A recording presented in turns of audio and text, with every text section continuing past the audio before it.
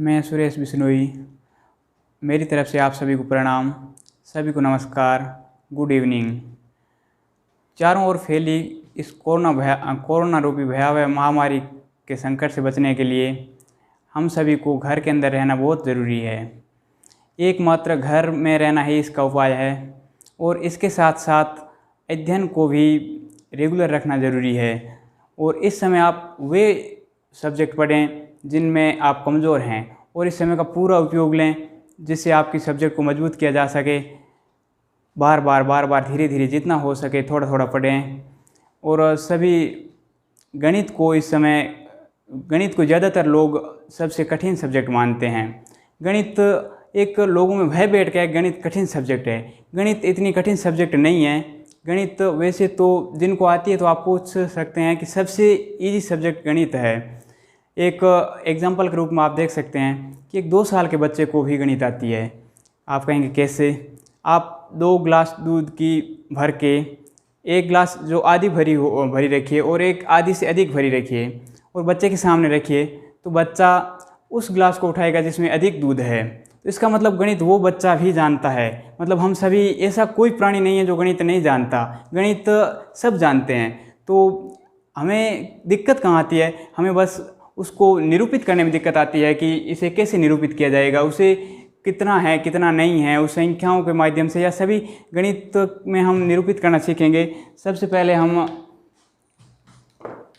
संख्याएं पढ़ेंगे, संख्या पद्धति। इसके माध्यम से हम निरूपण को सीखेंगे कि गणित ये भी एक प्रकार से संख्या पद्धति। गणित की शुरुआत बेसिक से करते हैं हम। संख्याएं किसे कहेंगे? वे सभी गणितीय वस्तु जिनका उपयोग मापने, गिनने, नामकरण में किया जाएगा, संख्याएं कहलाएगी। वे सभी गणितीय वस्तुएं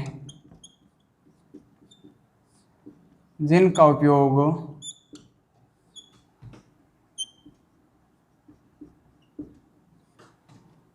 मापने, गिनने और नामकरण में करते हैं।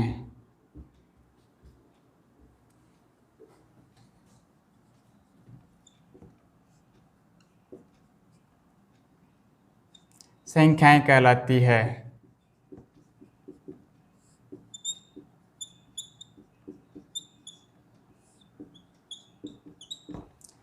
संख्याएं 2 प्रकार की होती है।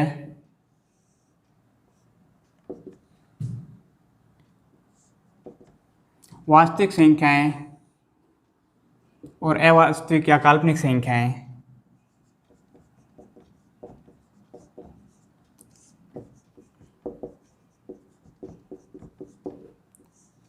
वास्तविक संख्याएं और दूसरी प्रकार की संख्याएं होगी काल्पनिक संख्याएं।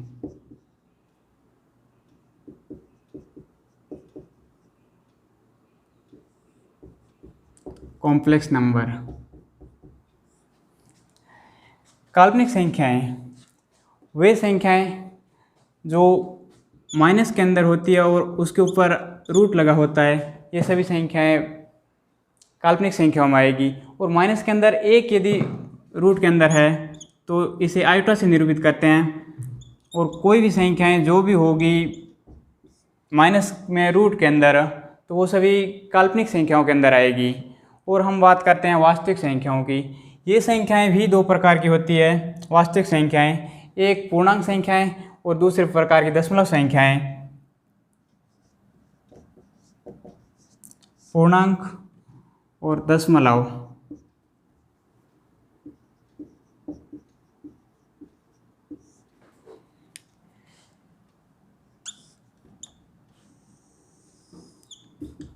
पूर्णांक संख्याएं और दशमलव संख्याएं।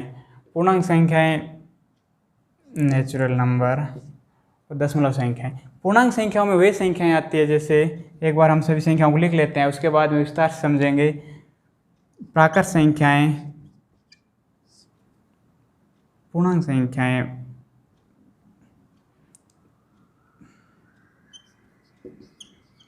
प्राकृत संख्याएं ये है नेचुरल नंबर। दूसरी पूर्ण संख्याएं, पूर्णांक को इंटीजर से लिखते हैं, आई से पूर्ण संख्याएं। तीसरी सम संख्याएं।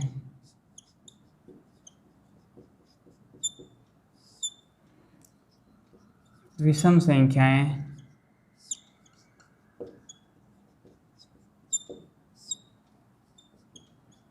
अभाज्य संख्याएं, अभाज्य या रूट संख्याएं।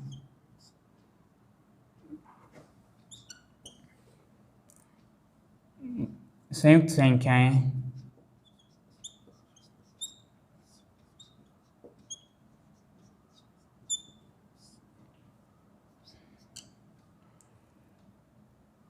अभाज्य संख्याएं, संयुक्त संख्याएं और सहअभाज्य संख्याएं। लास्ट रही जो संपूर्ण संख्याएं। ये सभी संख्याएं मिलकर पूर्णांक संख्याओं का निर्माण करती है। और दशमलव संख्याओं के अंदर दो प्रकार की संख्याएं होती है।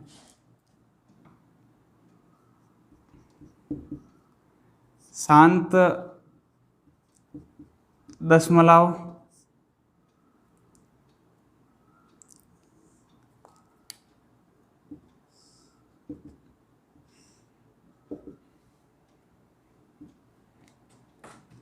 और अशांत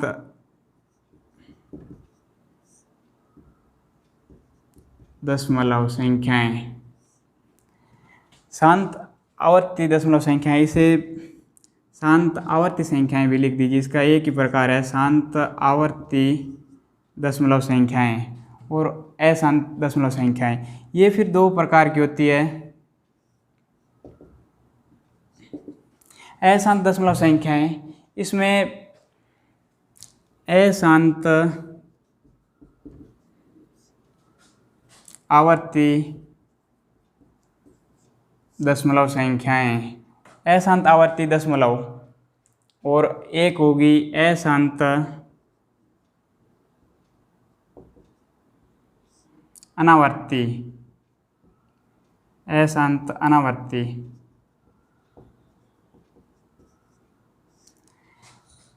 इसमें शांत प्रकार की संख्याएं, शांत आवर्ती संख्याएं, ये कौन सी संख्याएं हैं? ये वे संख्याएं जिनका दशमलव के बाद अंतराल, दशमलव के बाद संख्याएं समाप्त हो जाती है। जैसे आप देखेंगे 3/4, 0.75, दशमलव के बाद दो संख्याओं के बाद अभी आगे नहीं बढ़ेगी किसी भी। इस प्रकार से कोई भी संख्या है जो दशमलव के बाद निश्चित होती है। और अशांत आवर्ती संख्याएं वे संख्याएं होगी जो दशमलव के बाद अशांत आवर्ती ही होगी, संख्याओं की आवर्ती होती रहेगी। जैसे 1/3 तो अशांत आवर्ती में आ गया। 1/3 अशांत आवर्ती मतलब किसी एक संख्याओं की उसके बाद आवर्ती होगी बार बार, 0.333। अब 0.33 को हम जो संख्याएं बार बार जिसकी आवर्ती हो उसे 3 का बार लिख सकते हैं। और अशांत अनावर्ती संख्याएं वे संख्याएं जो अशांत अनावर्ती मतलब बढ़ती तो जाएगी लेकिन किसी भी संख्याओं की बार बार निश्चित अंतराल के बाद पुनरावर्ती नहीं होगी। जैसे √2, 1.4142 ... ये संख्याएं बढ़ती जाएगी। इनमें सेम संख्या नहीं आई कभी, मतलब निश्चित संख्याओं का पुनरावलोकन नहीं होगा, पुनरावर्ती नहीं होगी। जैसे √3 है, कोई भी संख्या है अशांत आवर्ती रूट की संख्या आ जाएगी इसमें। और हम देखेंगे अब संख्याओं का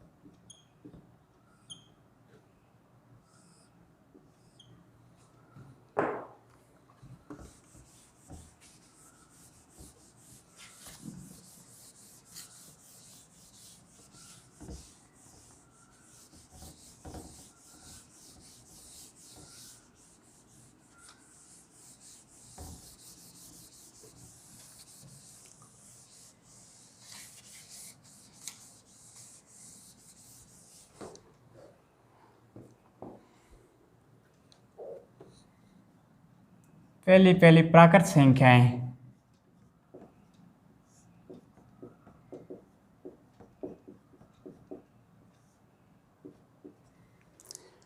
वे सभी संख्याएं जो एक से शुरू होकर अनंत तक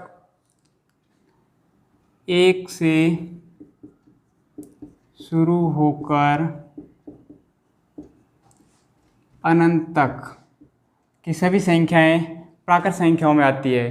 प्राकृत संख्याओं को हम n से निरूपित करते हैं, नेचुरल नंबर n बराबर 1 2 3 डॉट डॉट डॉट डॉट अनंत तक।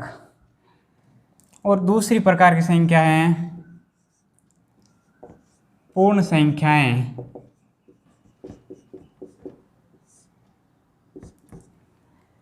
वे सभी संख्याएं जो 0 से शुरू होकर अनंत तक चलती है पूर्ण संख्याएं कहलाती है।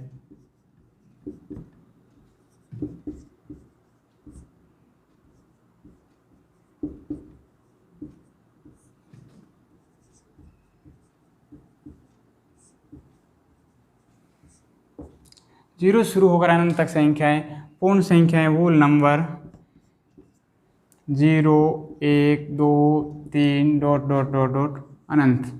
इस प्रकार से हम यह कह सकते हैं कि यदि प्राकृत संख्याओं में 0 जोड़ दिया जाए तो पूर्ण संख्याओं का निर्माण हो जाता है। और तीसरी संख्याएं पूर्णांक संख्याएं।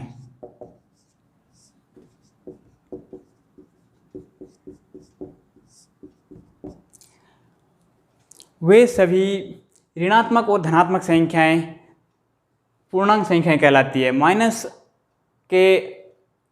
माइनस अनंत से लेकर प्लस अनंत के बीच की सभी संख्याएं पूर्णांक संख्याएं होगी। माइनस अनंत से लेकर प्लस अनंत के बीच की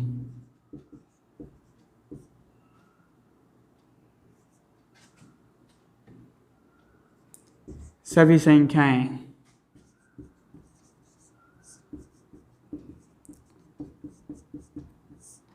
पूर्णांक संख्याएं कहलाएगी। इंटीजर नंबर i से निरूपित करते हैं इसे।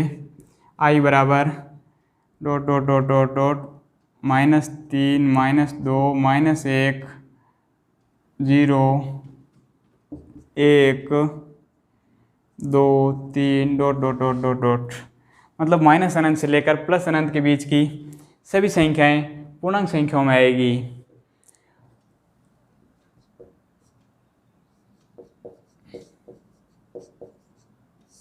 परिमेय संख्याएं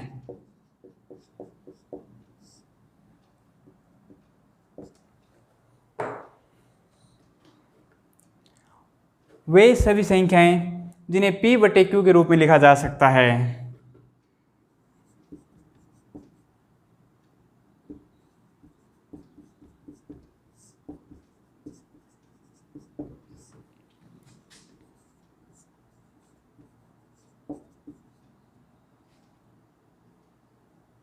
वे संख्याएं जो p/q के रूप में हो।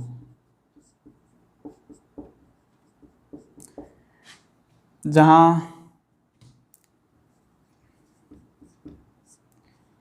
q के बराबर 0 नहीं होना चाहिए, q इज नॉट इक्वल 0, परिमेय संख्याएं कहलाती है। परिमेय संख्याओं के एग्जाम्पल लिख लेते हैं। वैसे एग्जाम्पल कोई भी संख्या ले लीजिए, 3/4 2/5 -3/7 0 1 6/7। कोई भी संख्याएं जो p/q के रूप में होगी परिमेय संख्याएं होगी। यहाँ एक विशेष रूप से ध्यान रखने वाली बात है कि 0 क्या परिमेय संख्या है। 0 का विशेष ध्यान रखें। इस 0 क्योंकि 0 अपन को लगता है कि 0 में p/q का रूप कहाँ बन रहा है। 0 में देखने में p/q का रूप p/q का मान 0 नहीं होना चाहिए। तो 0 देखेंगे आप 0/1 होता है, मेन रूप होता है जो 0/1 होता है। जहाँ p का मान जीरो हो सकता है, क्यू का मान जीरो नहीं होना चाहिए। तो ये क्या है, जीरो परिमेय संख्याएं हैं, इसका स्पष्ट रूप से ध्यान रखें। ये जीरो, ये इम्पोर्टेंट है, इसका क्वेश्चन पूछने योग्य है। और परिमेय संख्याओं की हम आगे बात करते हैं।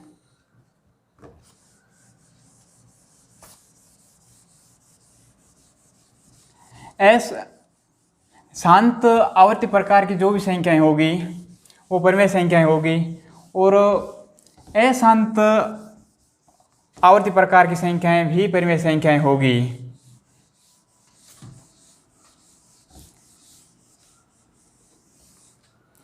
कौन कौन सी संख्याएं परिमेय संख्याएं होगी, ध्यान दें।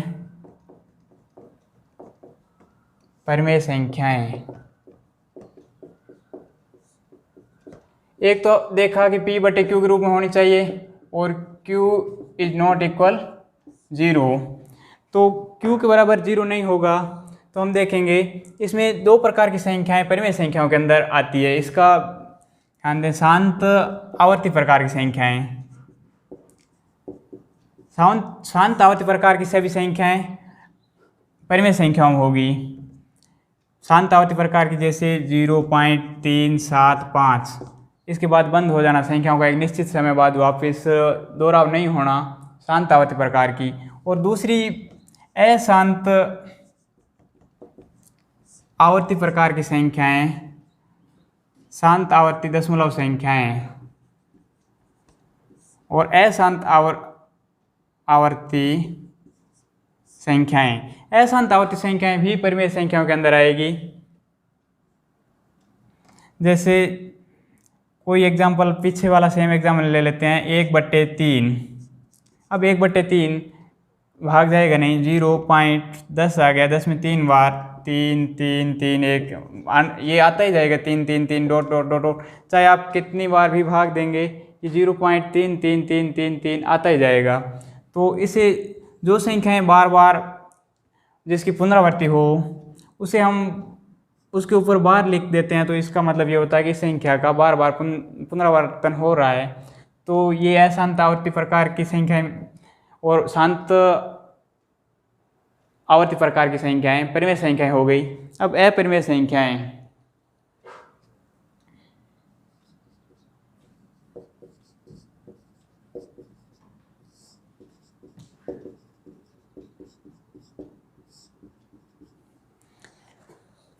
अपरिमेय संख्या में वो संख्याएं आएगी जैसे अशांत अनावर्ती प्रकार की संख्याएं।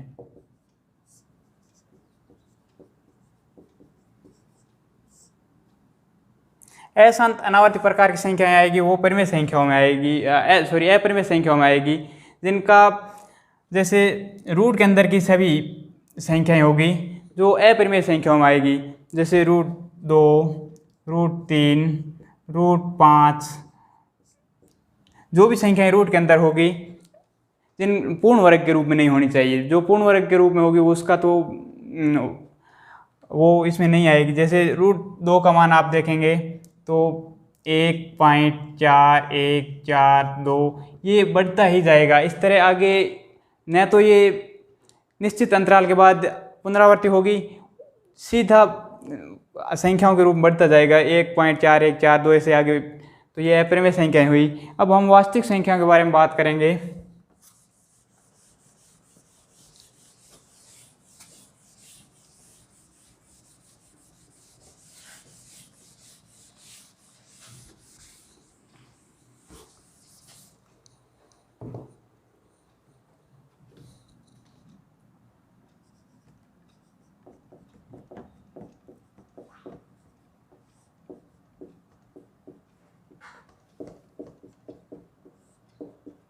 वास्तविक संख्याएं, किस संख्या को हम वास्तविक संख्याएं कहेंगे ये हम देखेंगे कि परिमेय और अपरिमेय संख्याएं दोनों संख्याएं मिलकर वास्तविक प्रकार की संख्याएं बनाती है।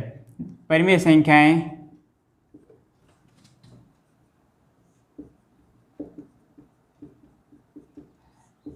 प्लस अपरिमेय संख्याएं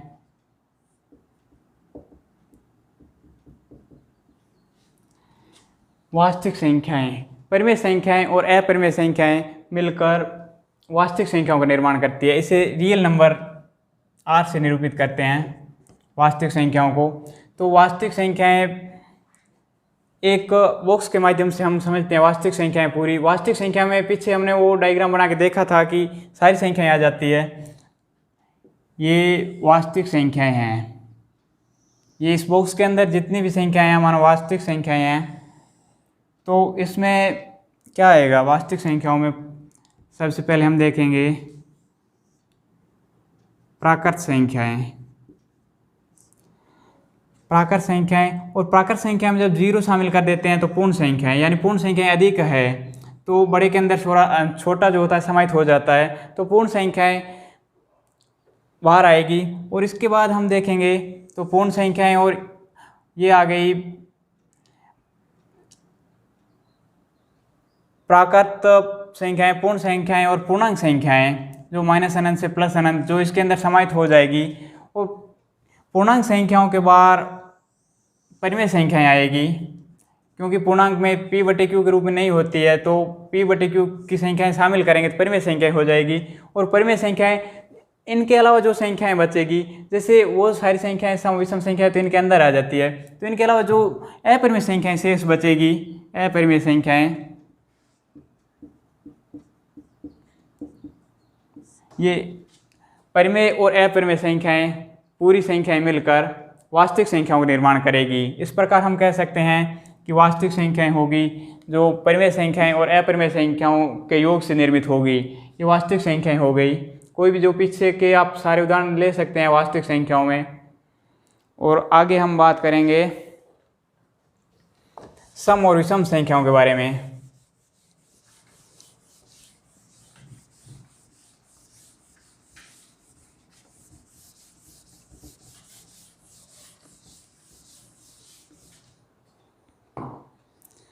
सम संख्याएं,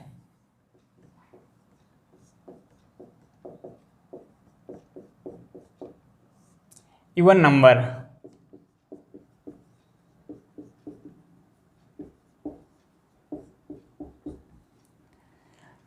वे सभी संख्याएं जो 2 से विभाजित हो, 2 से विभाजित सभी संख्याएं,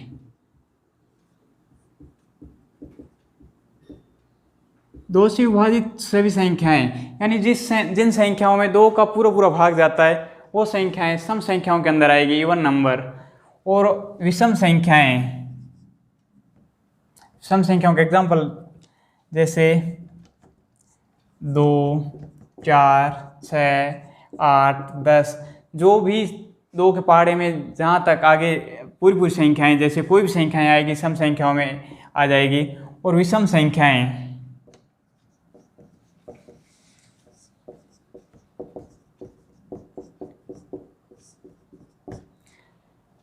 ओड नंबर,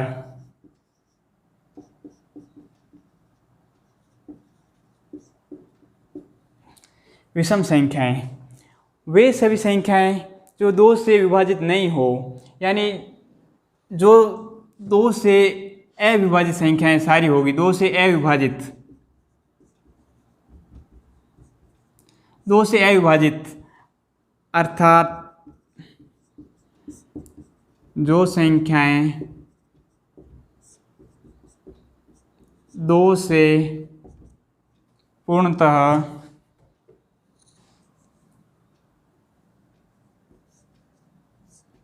विभाजित नहीं हो,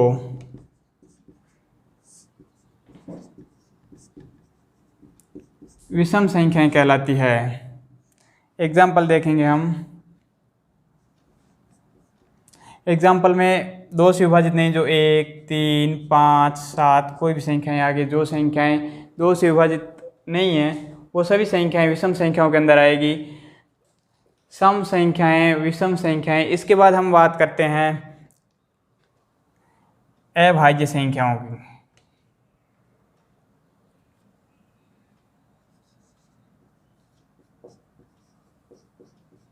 एक सीधा मैटर थोड़ा मैं आपको बता देता हूँ कि सम और विषम संख्याओं के बारे में एक सीधा कन्फ्यूजन नहीं होना। वैसे नॉर्मल बात है, सम संख्याओं के साथ सम प्लस माइनस सम संख्याएं, तो क्या आएगा? आप यहाँ रटने की कोई ज़रूरत नहीं, आप सीधा देख के सोच सकते हैं कि सम प्लस सम संख्याएं होगी तो 2 और 4 जोड़ेंगे, कोई भी दो संख्याओं को आपस में आप जोड़ेंगे तो सम संख्या ही प्राप्त होगी। जैसे 2 और 4 जोड़ा 6 प्राप्त होगा, 6 और 10 जोड़ा 16 प्राप्त होगा। कोई भी दो संख्याएं जोड़िए सम संख्याएं, जब दो और कोई भी दो सम संख्याएं घटाइए, जैसे आप 8 में से 6 घटाओगे तो 2 रहेगा, तो भी वो सम संख्या होगी। 4 में से 2 घटाओ, 10 में से 2 घटाओ तो 8 बचेगा, वो भी सम संख्याओं के अंदर आएगा। तो सम संख्याओं के साथ प्लस माइनस जो भी होगा सम संख्या प्राप्त होगी। आप इसका एग्जाम्पल कोई भी ले सकते हैं और ऐसी कोई कठिन बात है नहीं। और सम संख्याओं के साथ विषम संख्याओं की जोड़ घटाव करेंगे तो क्या प्राप्त होगा? विषम संख्याएं प्राप्त होगी। सम संख्याओं में विषम, जैसे 2 के साथ 1 जोड़ेंगे 3, 2 में से 1 घटाएंगे 1 बचेगा। कोई भी आप देख सकते हैं 8 के साथ 3 जोड़ा तो 11 और 8 में से 3 घटाएंगे तो 5। तो सम और विषम संख्याओं का प्लस माइनस करेंगे तो विषम संख्याएं प्राप्त होगी। एक बात मुख्य रूप से ध्यान यहाँ रखने की है कि विषम संख्याएं, इनके साथ विषम संख्याओं को जोड़ घटाव करेंगे तो क्या प्राप्त होगा? यहाँ आप विषम नहीं लिखें, ध्यान रखें, ये ध्यान रखने योग्य बात है। यहाँ सम संख्याएं प्राप्त होगी, इसका थोड़ा ध्यान रखें, वहाँ कोई गलती नहीं करें। इसलिए कि जैसे आप एग्जाम्पल देख सकते हैं 3 हैं, 3 के साथ 5 जोड़ेंगे, ये विषम संख्याएं हैं जो भी, तो 3 के साथ 5 जोड़ेंगे तो विषम और विषम जोड़ा, दोनों विषम संख्याएं, तो 8 प्राप्त हुआ, सम प्राप्त होगा। और जैसे 5 में से 3 घटाओ तो 5 में से 3 घटाएंगे तो 2 प्राप्त हो रहा है जो कि सम है। कोई बड़ी संख्या ले लीजिए, जैसे एग्जाम्पल के थ्रू आप ले लीजिए। इसके लिए हम ले लेते हैं, जैसे कोई भी दो विषम संख्याएं हैं, जैसे एक संख्याएं हमने ली 75 और एक संख्याएं ले ली 3, कोई भी दो संख्याएं, तो इन दो संख्याओं में जोड़ेंगे तो 75 प्लस 3 किया, 75 प्लस 3 तो 78 जो कि विषम संख्या है। और 75 में माइनस 3 करेंगे तो 72, ये दोनों ही सम संख्याएं हैं, सॉरी, ये दोनों जोड़ घटाव से सम संख्याएं प्राप्त होगी। इस बात का मुख्य रूप से ध्यान रखें।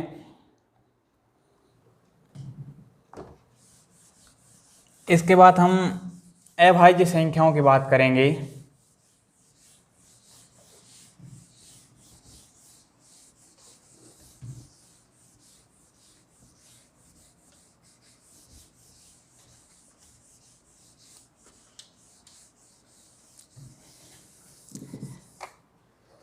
अभाज्य संख्याएं,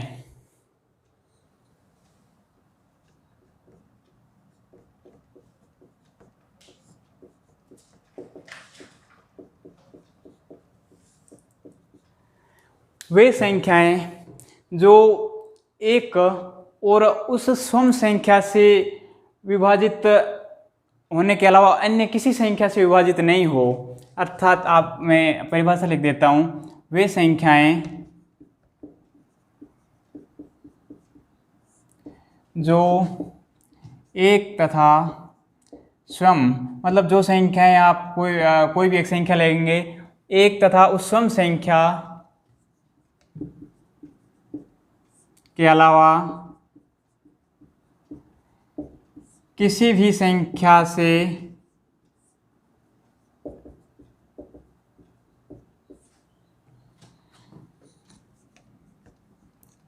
विभाजित नहीं हो।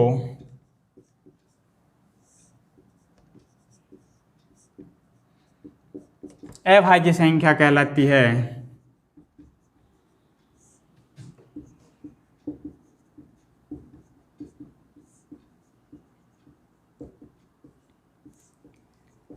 एग्जाम्पल के थ्रू समझते हैं इसे।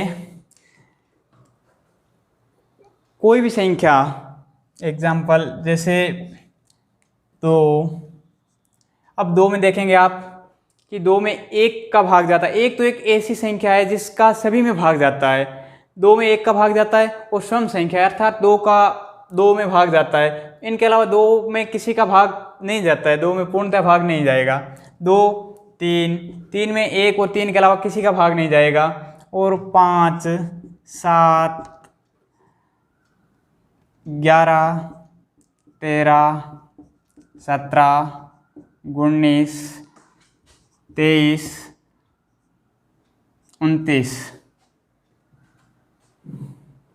कोई भी संख्याएं जिसमें एक और स्वयं संख्या के अलावा भाग नहीं जाएगा अभाज्य संख्याएं कहलाएगी। एक हम सीधा देख लेते हैं, कभी क्वेश्चन पूछ लिया जाता है तो हम बीच में क्या है कि भूल जाते हैं। कोई भी संख्या जैसे 1 से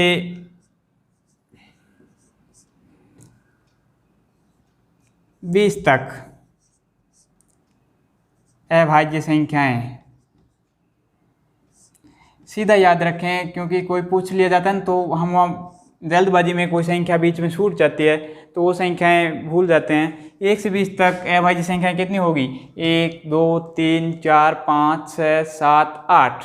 1 से 20 तक 8 अभाज्य संख्याएं होगी जो ऊपर लिखी हुई है, और मैं दोबारा लिख देता हूँ। जैसे कौन कौन सी है? 2, 3, 5, 7, 11, 13, 17 और 19।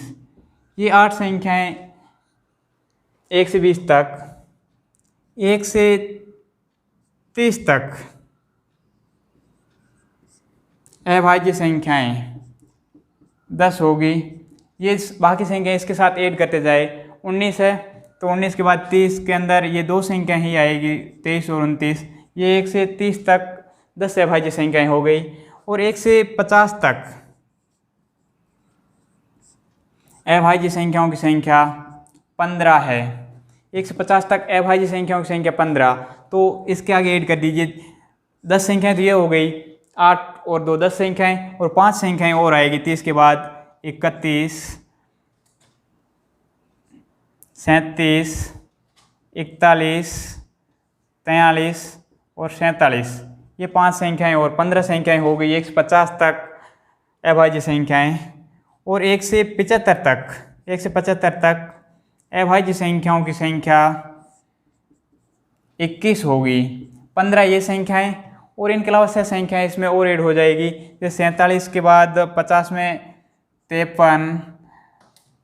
57 एकमात्र ऐसी संख्या है जो देखने में अचानक लग जाती है कि वो अभाज्य संख्या है। वो अभाज्य संख्या नहीं है, वो 19 से विभाजित है, ध्यान रखना। 59, 61, 67,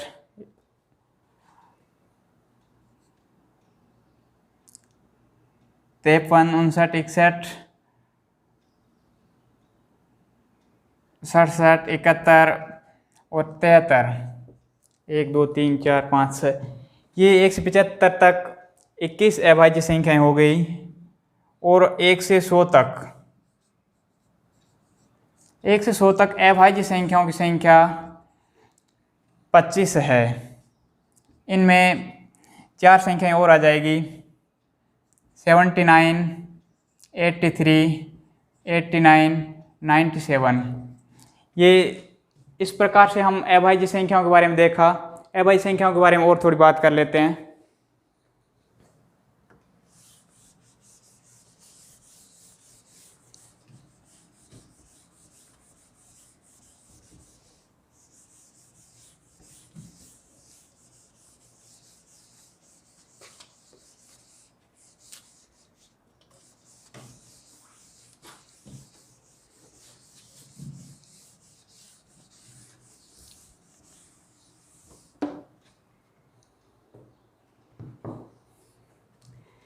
सबसे छोटी अभाज्य संख्या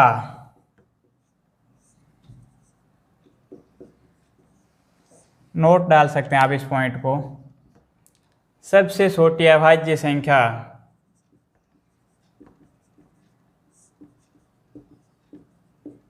कौन सी है? सबसे छोटी अभाज्य संख्या एक तो न तो अभाज्य और न भाज्य संख्याएं हैं। एक में एक के अलावा एक का ही भाग जाता है और 2 संख्याओं का भाग नहीं जाता। एक अभाज्य और भाज्य दोनों में नहीं है।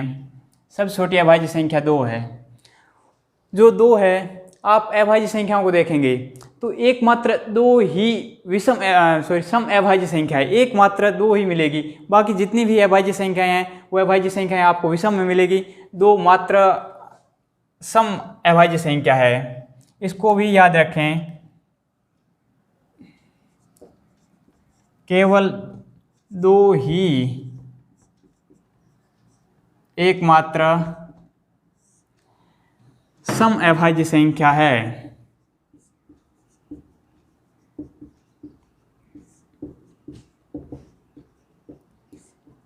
इसका ध्यान रखें और एक नोट कर लें, एक न तो अभाज्य संख्या है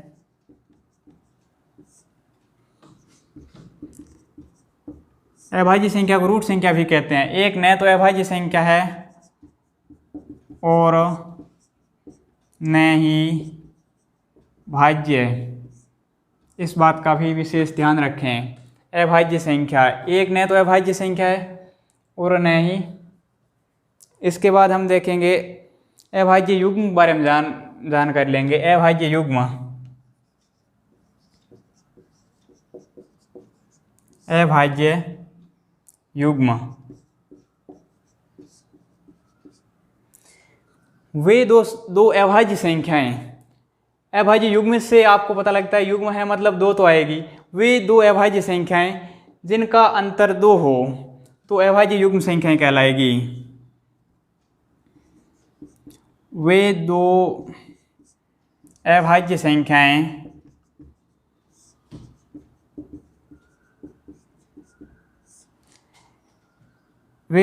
संख्याएं जिनका अंतर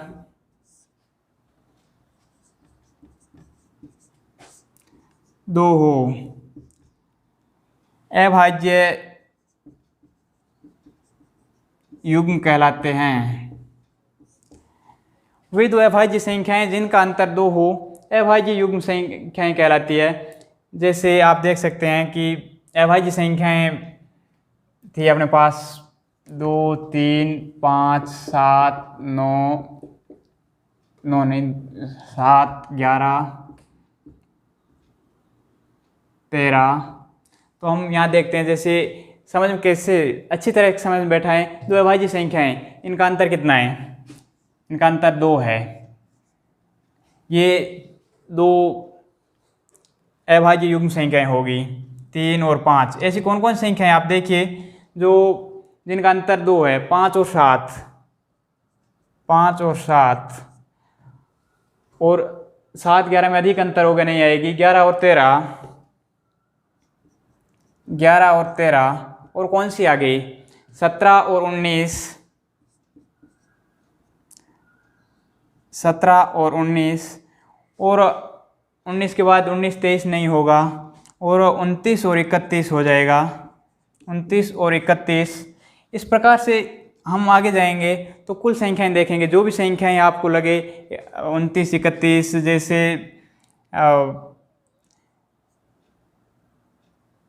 41, 43, कोई भी संख्याएं जो आपको जो संख्याएं मिले ये अभाज्य युग्म संख्याएं कहलाएगी। 1 से 100 तक कुल 8 अभाज्य युग्म मिलेंगे आपको। 1 से 100 तक 8 अभाज्य युग्म हैं। अभाज्य युग्म संख्याओं के बारे में बात की हमने विस्तार से, और कल हम अभाज्य संख्याओं के कौन कौन संख्याएं अभाज्य संख्याएं उसके बारे में, जैसे नॉर्मल टॉपिक है आज ही देख लेते हैं इसको। अभाज्य संख्याएं कौन कौन संख्याएं अभाज्य संख्याएं हैं, वो संख्याएं एक बार हम देख लेते हैं। इतना छोटा ही है, उसका पता कैसे लगाएंगे कौन कौन संख्याएं अभाज्य संख्याएं हैं।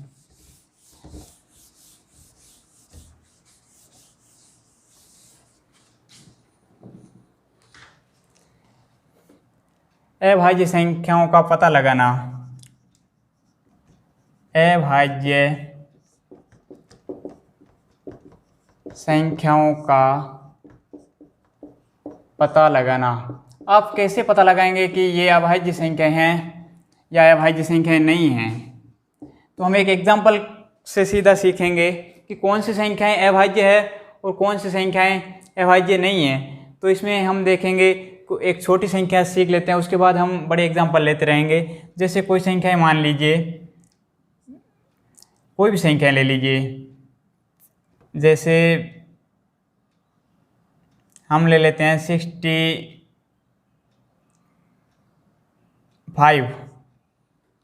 65 संख्याएं ले ली अपन ने कि ये अभाज्य संख्या है या नहीं है, इसका पता लगाते हैं।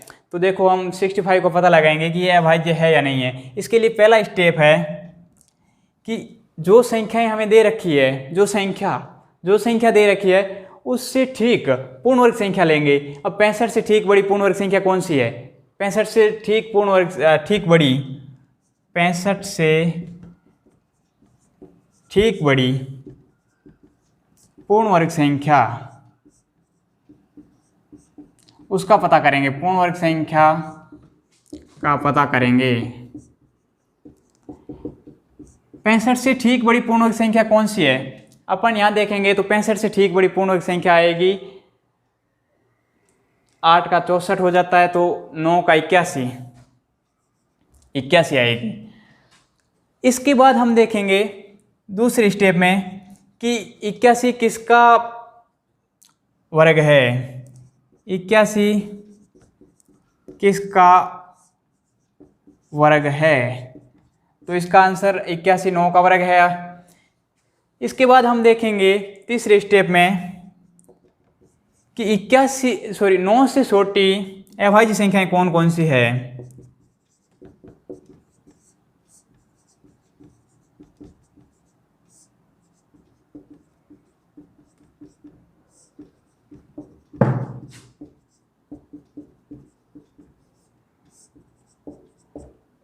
नौ छोटी अभाज्य संख्याएं कौन कौन सी है? 9 छोटी अपना देख लेते हैं कि 2 3 5 7, ये 4 संख्या ही अभाज्य संख्या है 9 छोटी।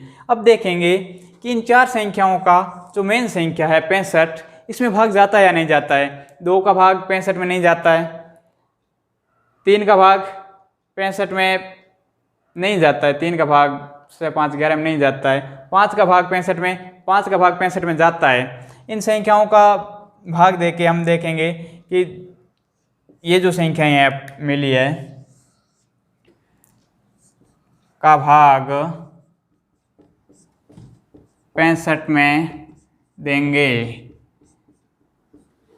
भाग नहीं जाना चाहिए, यदि भाग चला गया तो वो अभाज्य संख्या नहीं होगी, क्योंकि वो विभाजित है इन संख्याओं से, इनमें से किसी एक संख्या से। तो अपन देख रहे हैं कि ये 3 से विभाजित है, 65 3 से विभाजित है, अतः यह अभाज्य संख्या नहीं है। एक एग्जाम्पल और लेके देख लेते हैं, एक एग्जाम्पल लेके देखेंगे जिससे सीधा पता लग जाएगा। यहाँ सीधा ही ये लिखा हुआ है, इसके ऊपर ही हम देख लेते हैं। नहीं, एक एग्जाम्पल और ले लेते हैं मिटा के।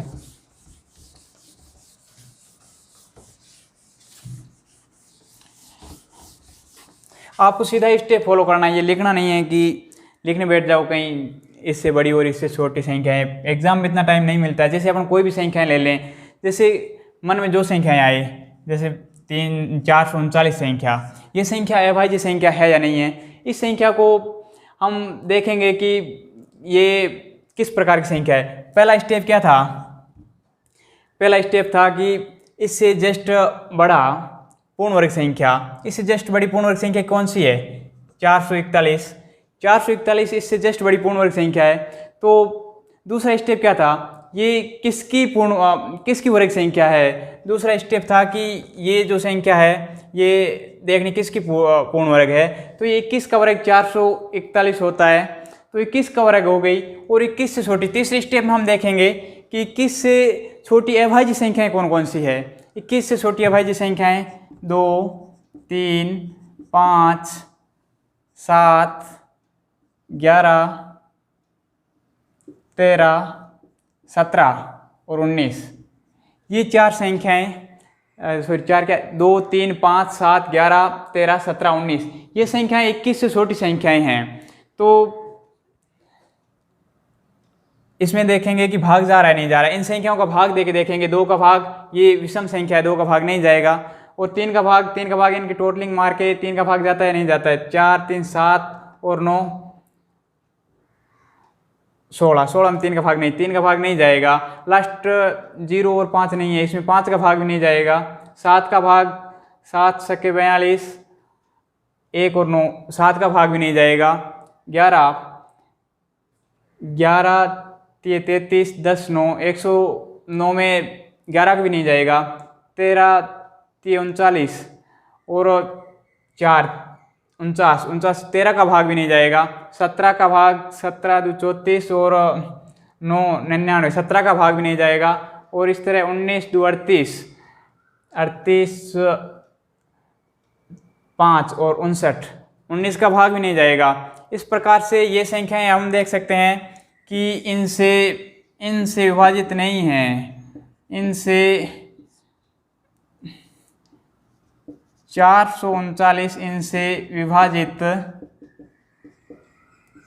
नहीं है, अतः यह अभाज्य संख्या है। अभाज्य संख्या है। ये हमारी अभाज्य संख्याएं हो गई। आगे हम कल बात करेंगे अभाज्य संख्याओं के गुणनखंड, संख्याओं के गुणनखंड के बारे में बात करेंगे कल। चलो दोस्तों, सभी का धन्यवाद। कल इससे आगे देखने के लिए हमारे साथ जुड़िए। Thank you.